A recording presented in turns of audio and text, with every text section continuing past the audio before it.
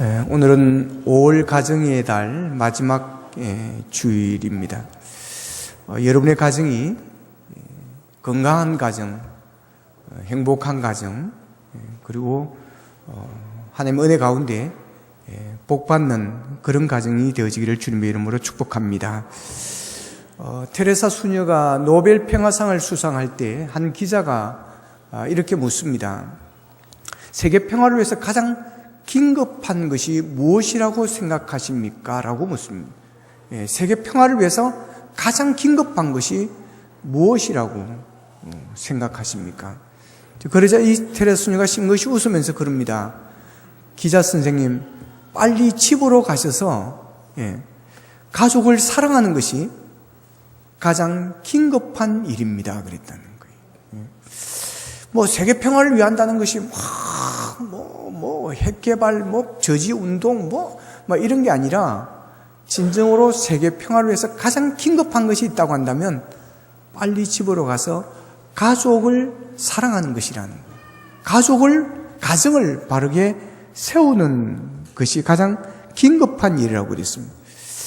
로마 제국이 멸망한 이유 중에 하나가 부도덕한 성적인 타락과 그리고 가정 붕괴에 있었다고 이렇게 연구 결과가 나왔습니다. 로마 가정들의 붕괴와 함께 로마가 무너지고 또 역사가 무너져가는 그 현장, 그 마지막 황혼을 지켜보는 현장에 서 있던 한 로마 철학자가 이렇게 절규를 했습니다. 애국자여, 가정을 지키십시오. 하나님이여, 로마에 기도하는 가정들을 다시 세워주십시오. 라는 절규를 했다고 합니다. 애국자여, 가정을 지키십시오. 하나님이여, 로마에 기도하는 가정을 다시 세워주십시오. 여러분, 가정을 지키는 것이 바로 애국이라고 하는 것입니다. 가정이 무너지면, 가정이 붕괴되어지면, 세상의 사회가 가정이 성적으로, 도덕적으로 문란해지고 파괴되어지면 결국 나라도 무너지게 되어진다고 하는 것입니다. 가정은 교회와 사회의 기본입니다. 하나님께서는 교회나 국가보다 가정을 먼저 만드셨습니다.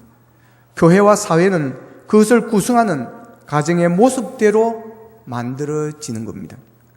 한 나라의 최대의 안보는 가정입니다. 가정이 흔들리면 아무리 강한 무기를 많이 가져도 근본적으로 약한 나라가 되어집니다. 가정이 무너지면 교회도 사회도 국가도 결국은 힘이 없어지게 되어지는 것입니다. 그래서 가정이 우선이고 가정이 먼저고 가정이 중요합니다. 그래서 이 세상에서 행복한 가정보다 더 귀한 것은 없습니다. 행복한 가정은 천국과 같은 그런 가정입니다. 그러나 불행한 가정은 지옥과 같고 그 가정이 감옥과 같습니다. 영국의 작가 조지 엘리어트라는 분이 5가지 감옥이 있다라고 그랬습니다. 하나는 자기 사랑의 감옥입니다. 이기주의가 기쁨을 빼앗아간다라고 하는 것입니다. 자기 사랑의 감옥. 두 번째는 근심의 감옥입니다. 근심과 걱정이 자기를 감옥에 가둔다는 겁니다. 세 번째는 과거를 생각하는 향수의 감옥이 있습니다. 과거에 갇혀가지고 앞으로 나아가지를 못하는 것입니다. 네 번째는 선망의 감옥이 있습니다. 이런 사람은 남의 떡이 커 보이는 것입니다. 그래서 계속 남의 꿈을 부러워하는 선망의 감옥이 있습니다. 만족이 없습니다. 다섯째는 정오의 감옥이 있다고 했습니다. 남을 미워하면 자기를 감옥에 가두는 것이 되어진다는 것입니다. 스스로 감옥을 만들어서 자기 자신이 자기를 그 감옥에 가둔다는 것입니다. 많은 사람들이 그렇게 감옥에 갇혀 있다라고 하는 것입니다. 여러분은 무슨 감옥에 갇혀 있는 것 같습니까? 이런 감옥에 갇혀 있다면 여러분 탈출하게 된 은혜가 있기를 축복합니다. 그런데 여러분 안타깝게도 행복해야 될 가정이 감옥 같은 그런 가정이 많다고 하는 것입니다. 천국이어야 할 가정이 여러분 지옥 같은 가정이 있다라고 하는 것입니다. 그래서 남몰래 고통을 당하고 이혼을 생각해 보기도 하고 행복에 대해서 체념해 버리는 것입니다. 그런데 하나님은 우리가 그렇게 살기를 원하지 않습니다. 그런 가정을 만들기를 원하지 않습니다. 하나님은 우리가 행복하기를 원하십니다.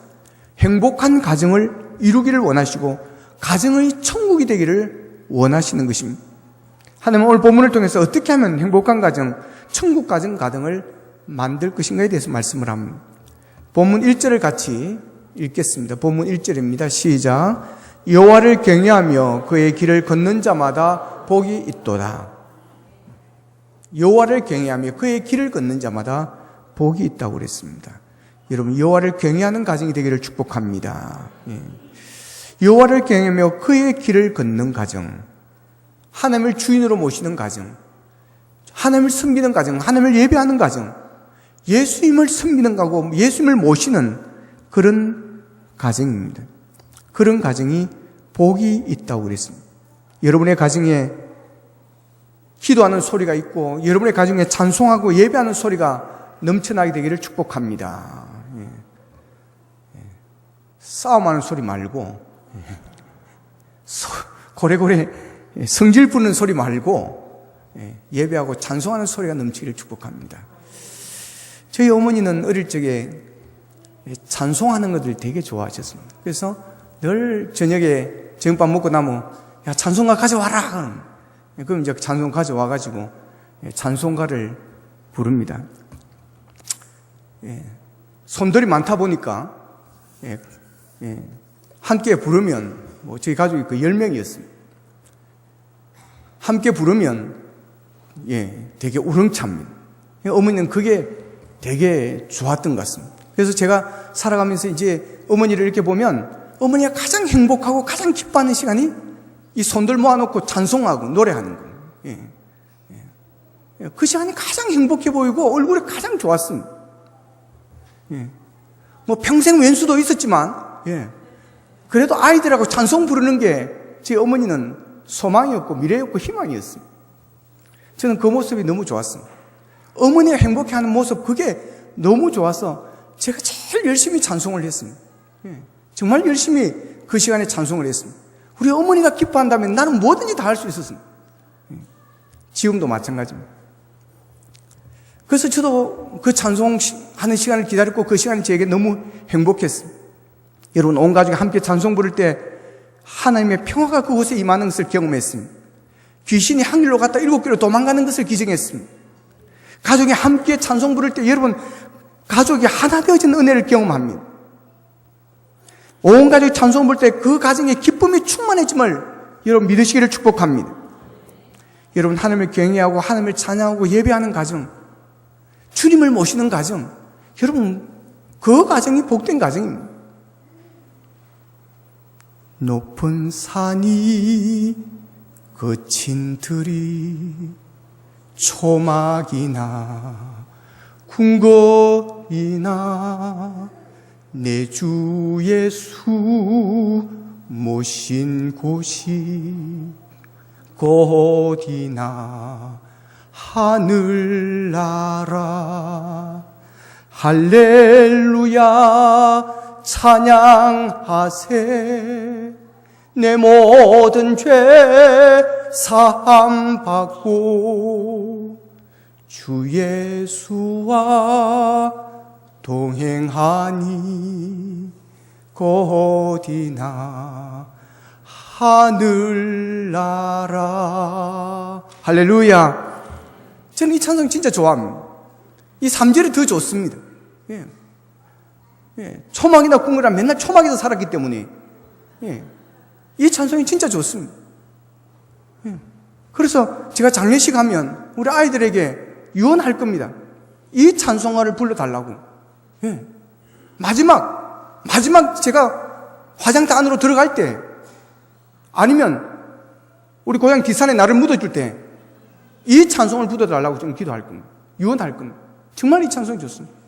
초막이나 궁궐이나 내 주 예수 모신 곳이 어디나 하늘나라. 그래서 궁궐이 안 부럽습니다. 진짜입니다. 궁궐 안 부럽습니다. 예수님이 함께하는 곳이라면 여러분 그곳이 하나님 나라가 임하는 줄로 믿으시기를 바랍니다. 얼마나 좋습니까 여러분? 궁궐에 하나님의 나라가 임한다면 우리는 뭐가 되겠습니까 여러분? 뭐가 되겠어요? 소망이 없는 겁니다 여러분. 그런데 주님은 우리에게 하나님은 소망을 주시는 분이심을 믿으시기를 바랍니다. 예. 초막이나 사도행 16장에 보면 바울과 실라가 복음을 전하다가 붙잡혀서 감옥에 들어갑니다. 감옥에 가서 이제 매를 맞습니다. 매도 맞고 제명도 모른 채 같이 있습니다. 그래서 그들이 뭐합니까? 찬송 부릅니다. 찬송. 그때 부른 찬송이 뭔지 아십니까?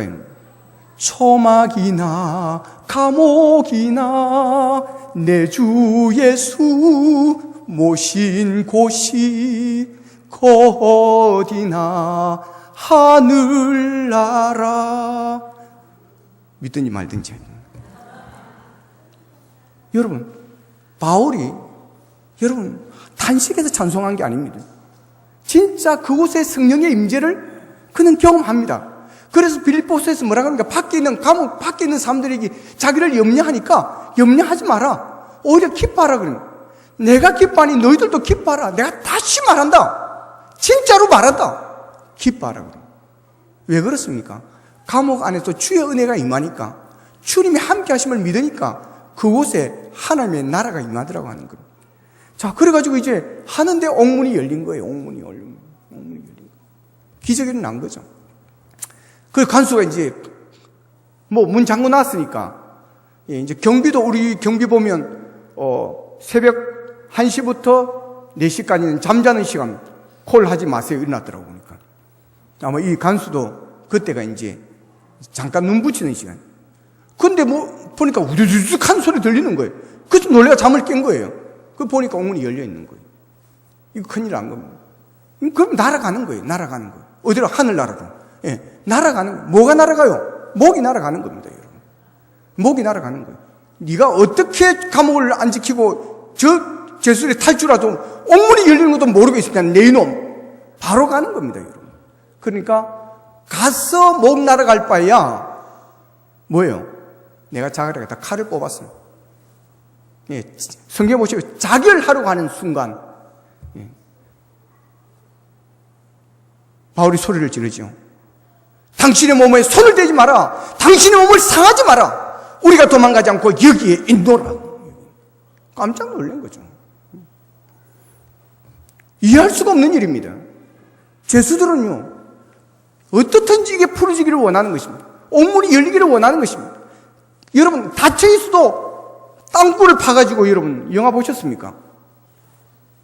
이게 죄수입니다, 여러분. 그런데 옥문이 열렸습니다. 착고가 풀렸습니다. 그런데 도망가지 않고 있다는 것입니다. 놀란 겁니다. 이게 어떻게 된 거냐?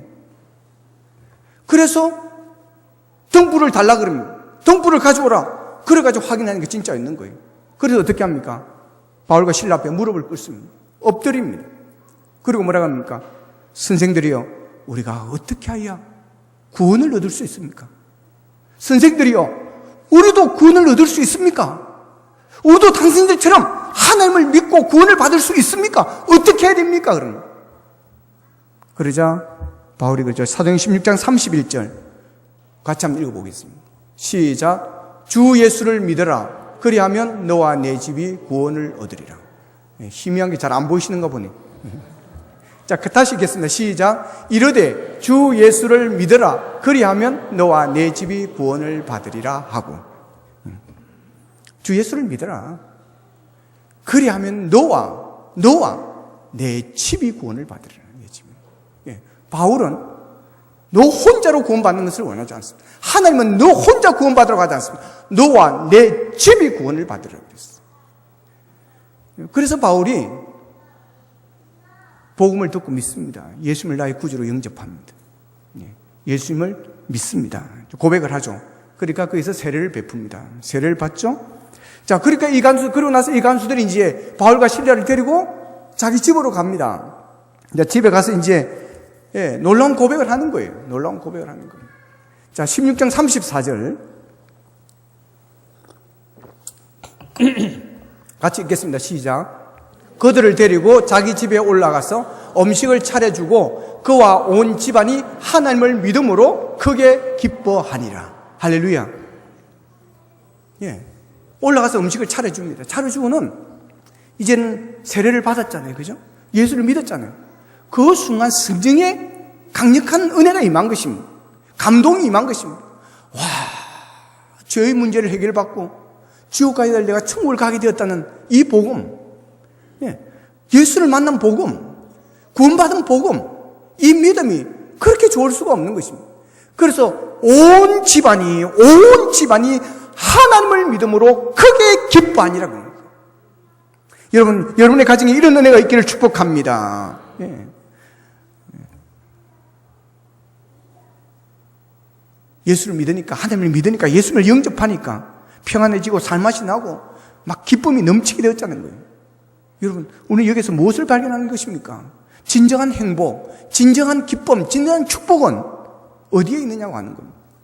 그것은 벤처 사업에 성공에 떼돈을 벌었기 때문이 아니었습니다. 주식에 투자해서 떼돈을 벌었기 때문도 아니었습니다. 어떤 분은 퇴직금을 몽땅 털어가지고 막 주식에, 옛날에 저 있던 교회에 한 성도님은 그러죠. 주식에 투자를 다 했습니다. 그러니까 예배 시간에 휴대폰을 펴놓고 주식 등락을 들여다보고 있는 겁니다. 올라가면 내려가면 그러니까 기도하면 눈 감으면 주식 등락표가 막 왔다 갔다 하는 겁니다.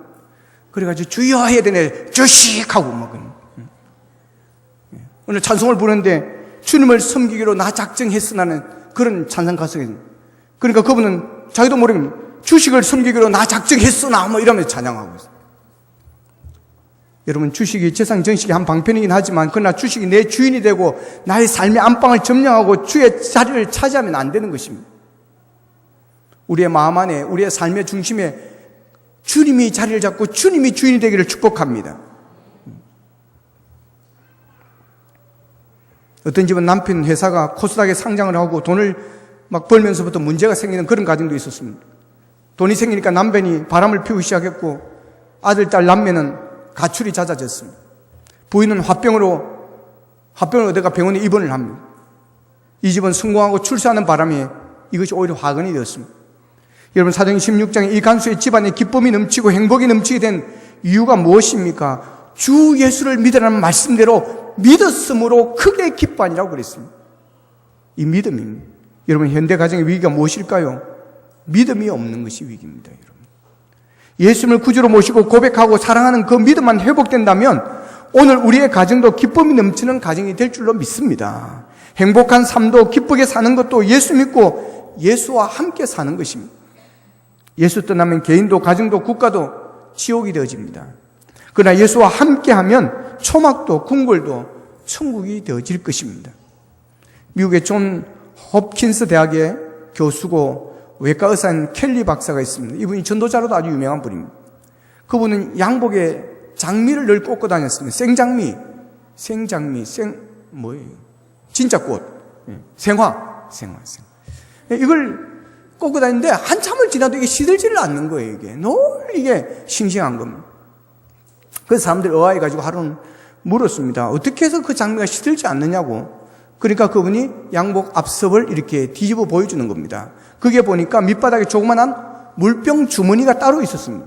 그러니까 이 장미가 그 작은 물병에 꽂혀 있었다고 하는 것입니다.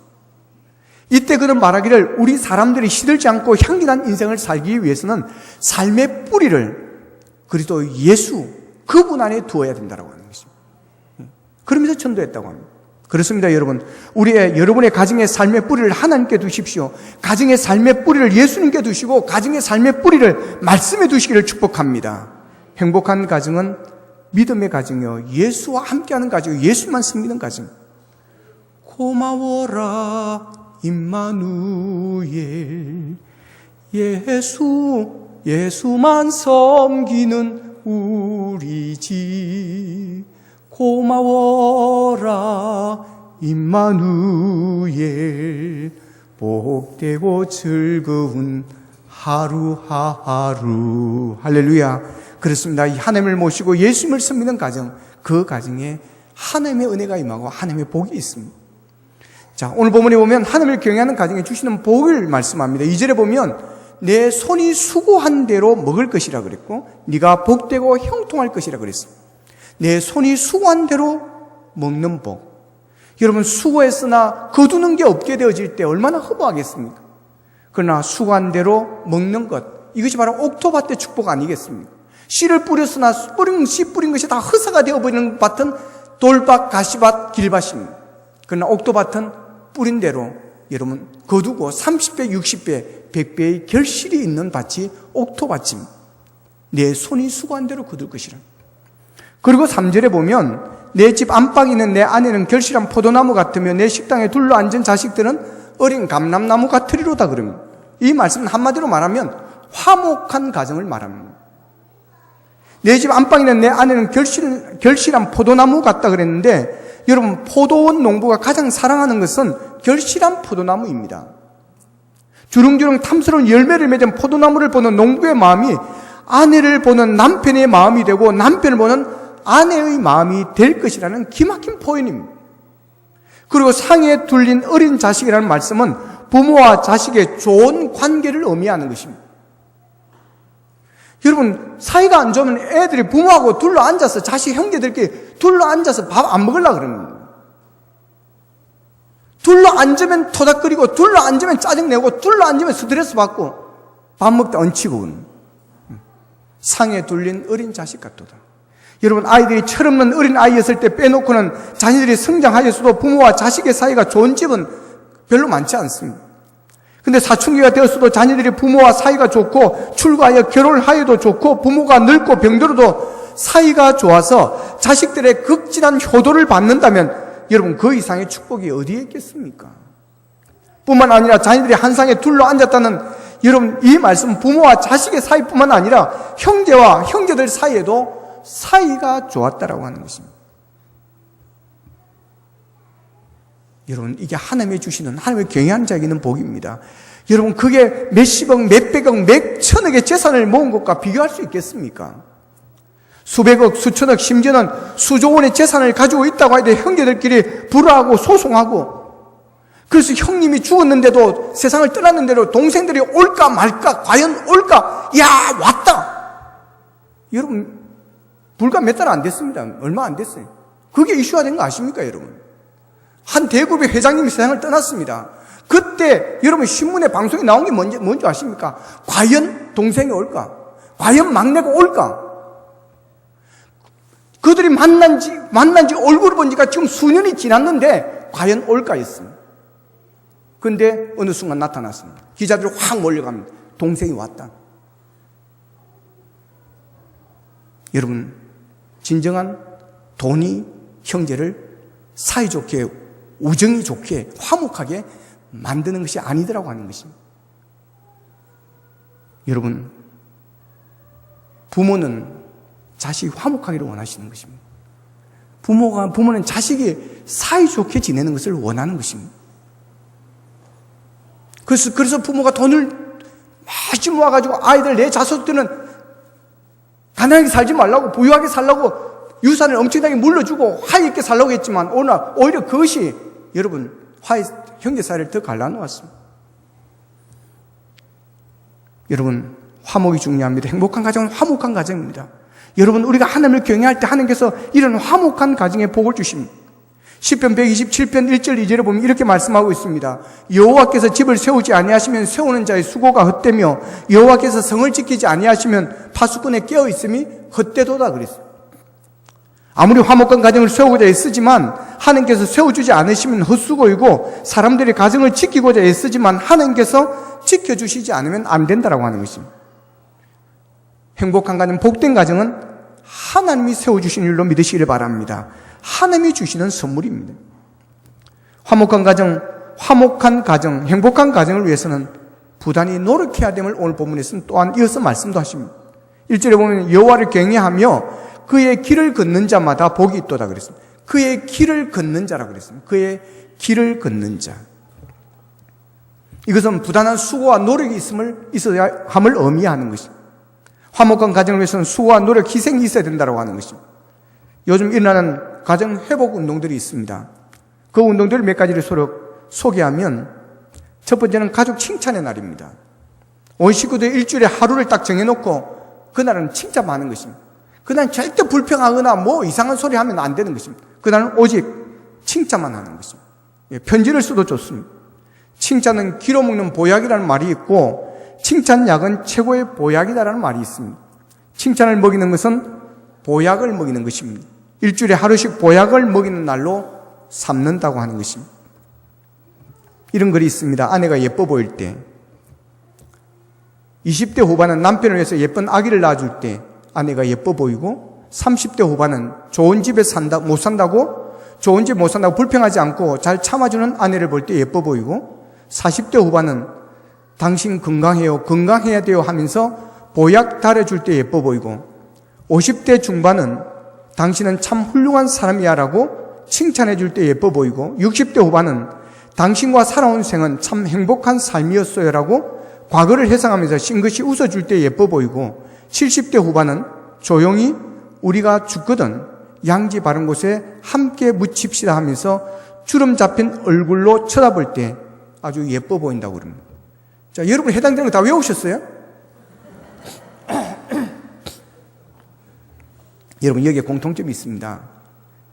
남자는 20대부터 70대까지 내내 여자에게 자신의 자존심을 지켜달라는 당부를 잃지 않고 있다고 하는 것입니다.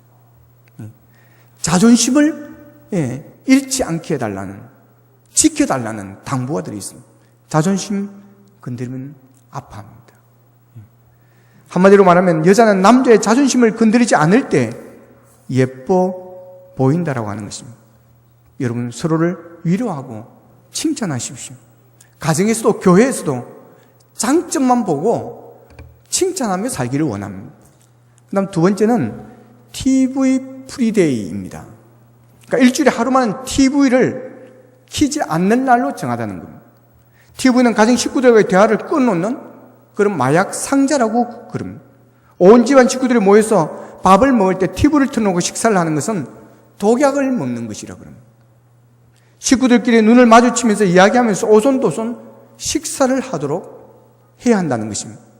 TV가 인간관계를 파괴하는 수범이 되어집니다. 그래서 일주일에 하루는 아예 TV를 안 켜는 날로 TV 프리데이로 정한다는 것입니다. 그 다음 세 번째는 가정 수명 연장 캠페인입니다. 가정 수명 연장 캠페인. 그러니까 우리나라 사람들은 부부간에 이제 사랑한다 이런 이야기 하기를 되게 쑥스러워합니다. 특별히 경상도 사내는 더 그렇습니다. 뭐 벙어리 3년, 뭐 기머거리 3년, 장님 3년, 뭐 이런 말이 익숙해져 있기 때문에 그렇습니다. 독일에서는 부부가 서로 사랑한다는 말을 하루에 3번 이상 안 하면 이혼 조건이 될 수 있다고 합니다. 제가 국회의원이 되면 이 법을 제가 상정하겠습니다. 사랑이 진하면 오래 산다는 것이 실험 결과가 나왔습니다. 부부 사이만 그런 것이 아니라 자식과의 관계도 마찬가지입니다. 이런 말이 있습니다. 사랑하는 부부가 오래 산다. 그리고 부부 싸움할 때 이기는 편이 빨리 죽는다. 이기려고 하지 마십시오. 여러분, 쥐는 평균 600일을 산다 그럽니다. 그런데 그 쥐를 매일 주인이 하루에 2번씩 꼭 기어 안아주었다는 것입니다. 그러면서 사랑을 표시했다는 것입니다. 그랬더니 놀랍게도 900일을 살더라고 하는 것입니다. 여러분, 여러분의 아내가, 여러분의 자식이 여러분 수명을 단축하느냐 연장하느냐는 사랑의 표현이 있습니다. 사랑을 하면 오래 삽니다. 반대로 미워하면 피 속에 아드레날린이라는 독소가 생기게 되어지는 것입니다. 그래서 서로가 손해입니다. 도끼를 품고 있을 때 여러분 숨을 조사하면 독이 들어있고, 사랑을 할 때 숨을 조사하면 여러분 깨끗하고 막다라고 그럽니다. 여러분, 가정수명 연장 캠페인을 벌여야 할 시기입니다. 스트레스가 많고 짜증이 많으면 오래 살지 못한다 그럽니다. 내 가정 식구들을 여러분 왜 수명을 단축시키려고 그러십니까? 칭찬하십시오. 좋은 말을 하십시오.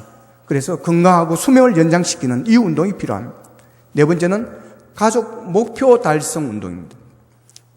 가정마다 목표가 있습니다. 가족 식구마다 기도 제목이 있습니다. 그것을 한 가지씩 분명하게 이야기를 하는 것입니다. 그리고 그 기도 제목을 가지고 매일 기도해 주는 것입니다. 아버지의 목표, 어머니의 목표, 자녀들의 목표를 한 가지씩 분명히 이야기하고 그것을 다 알고 그것을 가지고 기도해 주자라고 하는 것입니다.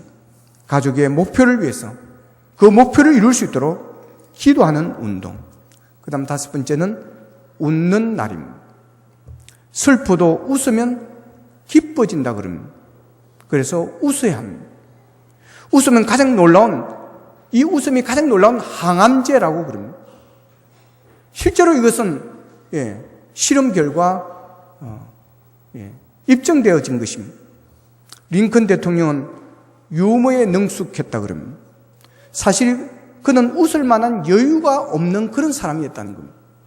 통나무 집에서 가난하게 태어났습니다. 직장을 수십 번 잃어버렸습니다. 사업 실패도 여러 번 하였습니다. 선거에도 나갈 때마다 계속해서 낙선을 했습니다. 사랑하는 애인도 죽습니다. 결혼하고 3 자녀가 죽습니다. 아내는 악처 중에 악처입니다. 그러나 링컨은 웃었습니다. 웃으면서 그는 이렇게 말합니다. 난 울지 않기 위해서 웃어야 했다.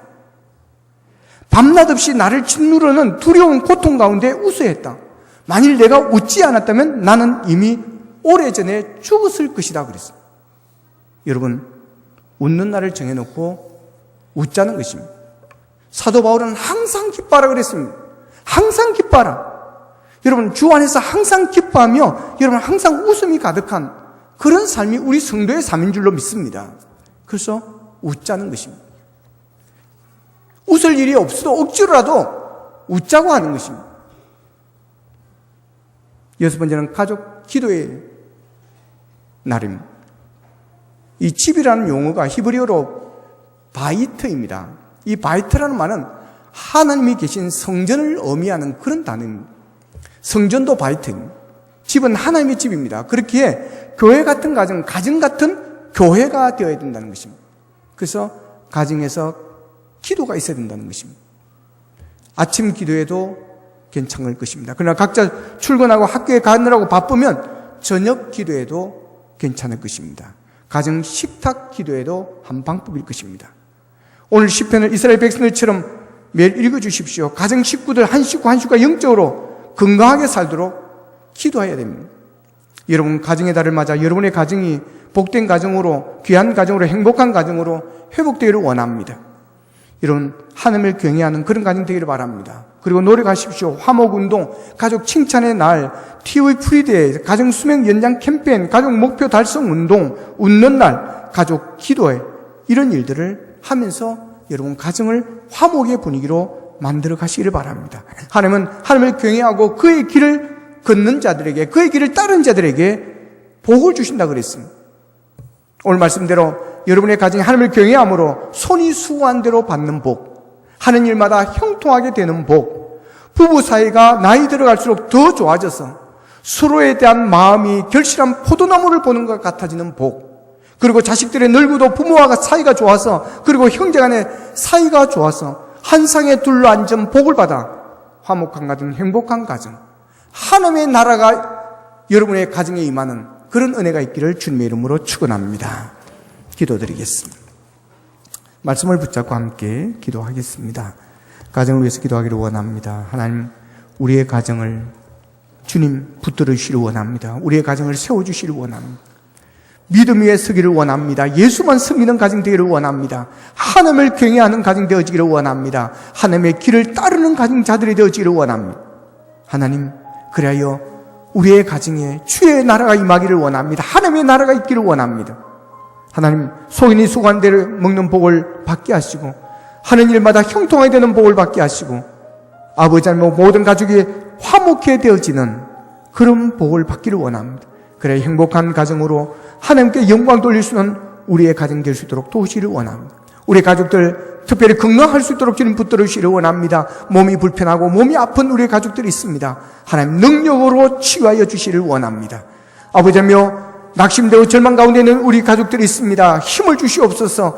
주여 하나님을 붙잡고 믿음으로 일어서기를 원합니다. 용기를 얻기 원합니다. 하나님 아버지, 그들이 다시 일어나 승리할 수 있도록 도와주시기를 원합니다.